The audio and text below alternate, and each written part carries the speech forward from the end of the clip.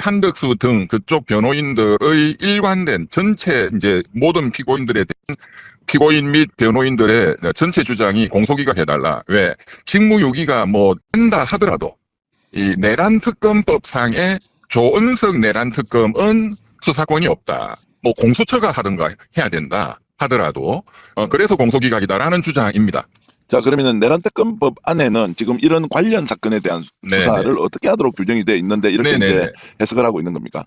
그게 진짜로 중요한 건데 지금 김건희 특검법 해석상 공소기각이다 하는 게 계속 나오고 있기 때문에 이제 내란 특검법에도 이제 공소기각 주장이 이제 나온 것이고 전부 다 특검법이 관련 사건을 어떻게 규정하느냐 하면은 그게 작년 9월 달에 법에 좀 더 자세한 규정을 민주당이 발의해서 새로 넣었는데 거기 보면은 증거를 공통으로 하는 사건 그 다음에 요 앞에 게 1, 2, 3 비상계엄 내란을 목적으로 해서 그 어떤 수단이 되는 사건, 원인 결과가 되는 그런 사건만 관련 사건이다. 이렇게 이제 법이 명시적으로 더 구체화 시켰습니다. 그래서 여기에 해당 안 하면은 공소기각이다. 이렇게 지금 판결이 나고 있는데 지금 한덕수 등 이 사건은 1, 2, 3 그 내란이 어쨌든 12월 4일 날 국회가 비상계엄 해제 가결함으로써 법률적으로 종결이 되었고 그 이후에 벌어진 그 마은혁 등을 임명 안 했다 직권남용. 그 다음에 헌법재판소 가서 이제 살아와가지고 또 2명을 또 임명을 새로 했는데 그 사람들을 하루 만에 그냥 임명했다. 이완규. 네네. 그러니까 청와대 검증 절차를 거치지 않고 청와대 인사팀의 그런 검증 권한을 침해해가지고 직권남용 권리행사 방해죄다. 이제 이렇게 기소가 된 거죠. 그래서 내란 특검법 규정이 없다 이거예요. 자, 그러면 실제 없는 것인지 아니면 네네. 내란의 원인과 결과와 관련된 규정을 했기 때문에 네네네. 그 내란이 이제 일어났고 그 과정에서 윤석열이 국회로부터 탄핵을 받고 그리고 네네. 헌법재판소에서 최종적으로 파면 결정이 날 때까지는 그렇죠. 그 내란의 그렇죠. 과정, 원인과 결과의 과정에 있는 것이고 거기에 헌법재판소 이제 헌법재판관 임명과 관련되어서 그렇죠. 오히려 한덕수가 의도적으로 개입해서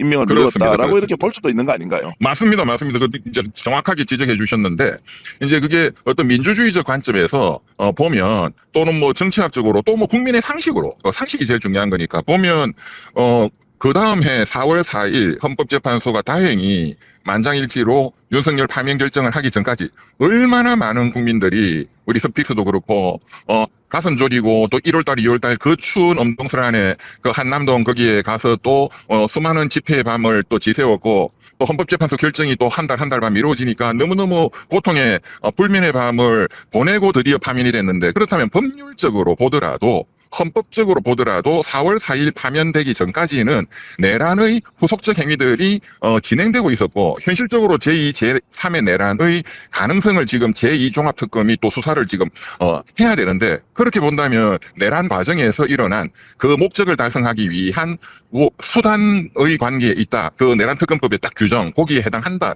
이제 저는 그렇게 봅니다. 그러나 이진관 재판장님이니까 우리가 좀 더 이렇게 사법 적극주의적 해석을 할 것이다라고 기대를 하는데 그러나 엄격하게 어떤 사법 소극주의적 입장의 해석론이 사법부의 뭐 압도적인 90% 이상이기 때문에 굉장히 이제 위험성이 있다 이겁니다.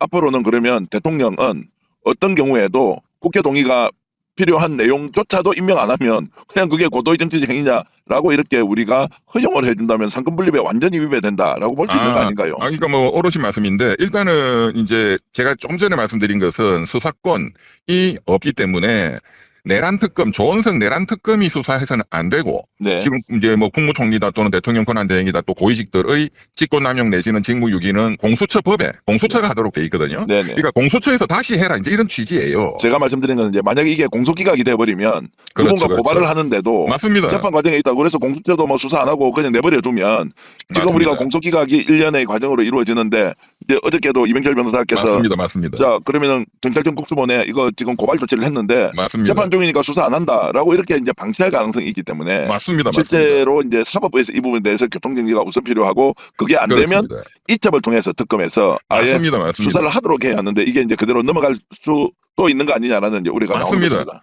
그래서 이제 공소시효 도과 우려 때문에 제가 어제는 이제 경찰 국수본에 기존에 나온 공소기각 사건을 일단 고발을 했고, 근데 지금 이 사건은 굉장히 그거하고는 차원이 달리 중요한 거죠. 네. 한덕수 등, 그리고 그때 대통령 권한 대행의 입장에서 사실 민주시민이라면 누구나 제2의 내란을 기도하고 있다라고 다 그때 그 상황을 정치적으로 해석을 했고, 그게 국민의 상식이죠. 근데 어쨌든 이런 법률적 문제가 상대방 쪽에 어제 지금 한덕수, 최상목, 정진석 비서실장, 그다음에 김지현 민정수석, 이원모 인사담당 비서관 5명이 똑같이 공소기각을 주장했습니다. 그리고 이게 앞으로 엄청난 쟁점이 될 수밖에 없지 않습니까? 지금 네. 설날 끝나고 2월 19일 날, 19일 날 윤석열 쪽도 지금 공소기각을 해야 된다라고 집중적으로 의견서를 지금 내고 있습니다. 예, 그렇기 때문에 더더욱이 우리가 여기에 대해서 일단 법리적으로 공소기각 대상이 아니고 이진관 재판장님이 이것은 원인 목적 간의 관계에 있는 그리고 관련된 인지 사건이다라고 해서 그냥 재판으로 유죄 판결을 때려야 된다라는 법리적 얘기를 우리가 많이 해서 이진관 재판장님한테도 법리적인 자신감을 심어 드려야 된다.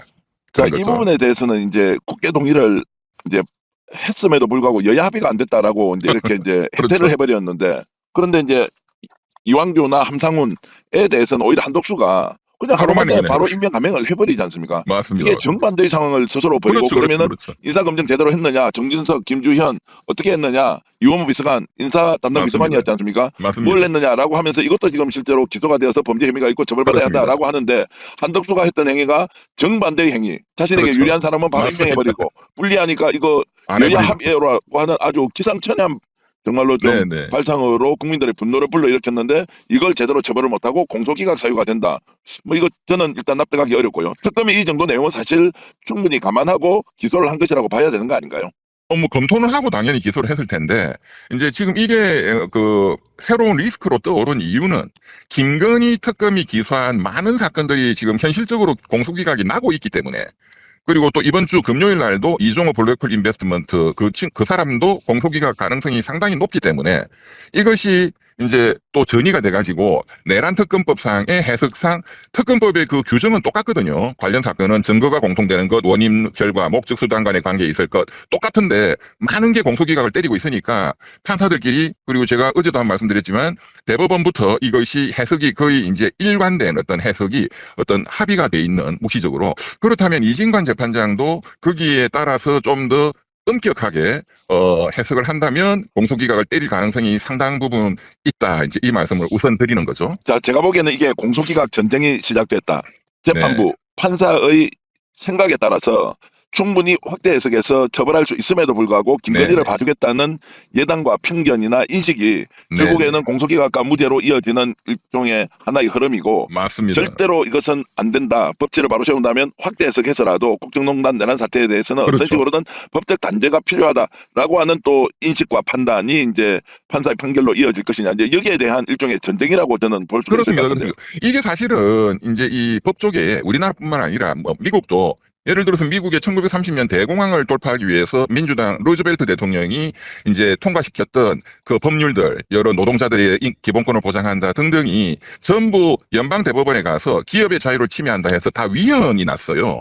그래서 이제 그런 것이 위헌이 아니다라고 해석하는 사법 적극주의적 관점, 그런데 굉장히 엄격하게 보수적으로 해석하는 사법 소극주의적 관점이 사실은 뭐 선진국들도 다 충돌해 오는 그 두 가지 이념인데, 지금 내란도 적극적으로 해석해서 내란 특별법에 따라서 지금 처단이 돼야 된다라는 민주적 관점과, 아니야 그냥 법을 꼼꼼히 해석해가지고 뭐 수사를 하지 말라는 것도 아니고 공소처로 또는 경찰로 가서 다시 하라는 뜻에 불과해, 이런 소극주의적 관점이 대립하는데, 이것은 사실은 정치적으로 내란 세력과 내란을 척결하고자 하는 민주 세력 간의 전쟁이다, 법률적 전쟁이다, 이제 이렇게 정확하게 일단 인식을 좀 해야 될 것 같습니다. 자, 그러면 나눠서 질문을 드리겠습니다. 자, 이 행위 자체, 그리고 이제 이 행위 자체, 마은영 재판관에 대한 임명을 국회가 통과시켰는데 한덕수가 임명하지 않았다. 이것은 명백하게 불법이다라고 보시는 거죠. 그거는 직무유기는 뭐 100%죠. 자, 그러면 이것이 이제 과연 특검에서 수사를 해서 기소하는 것이 공소유지의 합법이냐 아니냐라고 하는 부분은 이제 별도로 논의를 해야 하는데, 이것을 그러면 다른 수사기관으로 이첩시켜서 할 것이냐, 아니면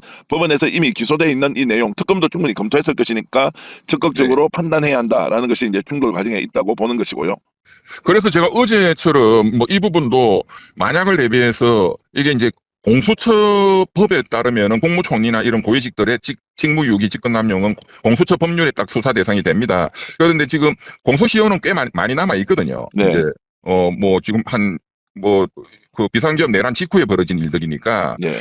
공소시효가 5년입니다. 5년. 그래서 네. 많이 남아있기 때문에 지금 제가 별도로 공소처에 고발하고 하는 거는 해봤자 공소처가 뭐 검토를 안 할 것 같고, 그래서 우선은 뭐 한 3, 4개월 지나면 이진관 재판장이 1심 판결을 일단 선고를 할 것이기 때문에 그 선고를 보고 대응을 해도 시간적으로 늦지는 않다. 그러나 우리가 이진관 재판장님이라고 무조건 믿고 이렇게 해서는 안 되고, 여기에 대한 그런 문제의식을 가지고 또 많은 이런 언론이 이 문제에 대한 법 해석론을 많이 공유를 함으로써 그래 해야 또 이진관 재판장도 자신감이 또 생기거든요. 그런 차원에서 우리가 이 논의를 좀 더 깊이 있게 많이 해 나가야 된다. 뭐 이런 말씀을 드립니다. 현재 이제 수위 번호가 90번이더라고요. 한덕수 이제 뭐 네, 지금 23년형을 선고받고 이제 네, 수감 네. 중인데 올해 들어갔으니까 국회가 90번이구나. 네. 네. 국회 추천 헌법재판관을 임명하지 않는다. 고도의 정치적 행위다.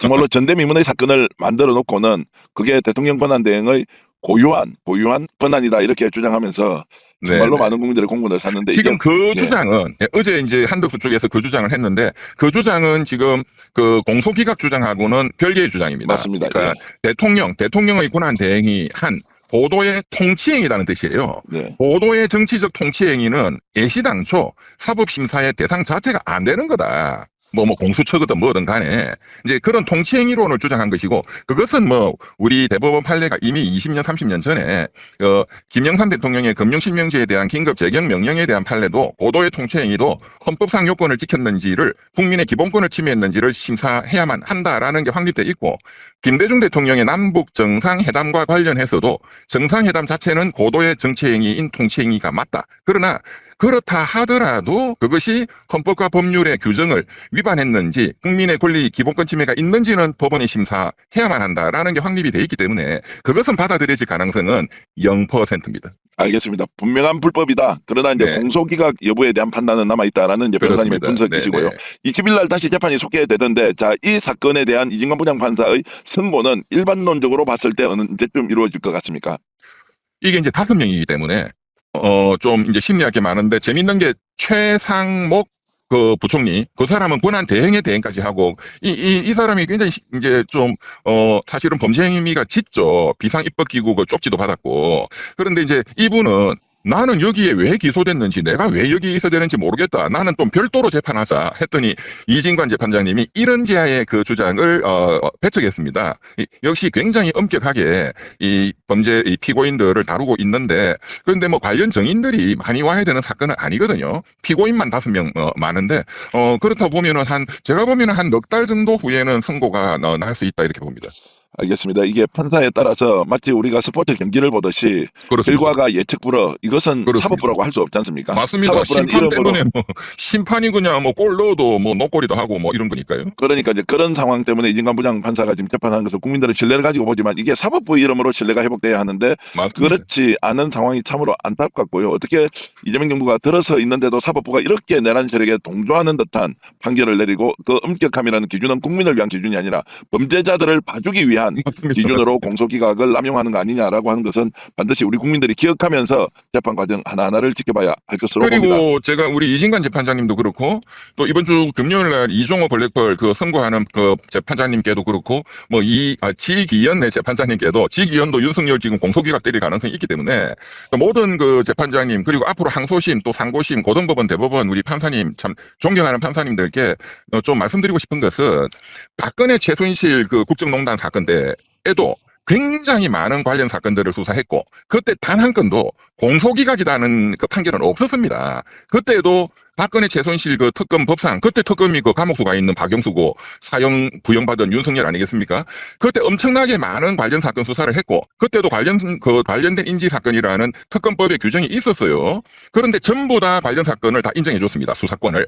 공소기각은 다 그런 주장을 했지만 다 배척을 했다. 그때 판사님들이. 그런데 지금은 왜 이렇게 다 공소기각을 때리고 있느냐? 그러니까 같은 사법부에서 같은 판사들이 전혀 다른 180도 다른 이런 판결을 때리는 것은 그리고 특히나 내란 세력을 척결해야 된다는 박근혜 최순실 국정농단 사건과는 질적으로 다른 사건들인데, 그런 관점에서 판사님들의 좀 더 적극적인 그 법률 해석이 필요하다 이렇게 좀 말씀을 드리고 싶습니다.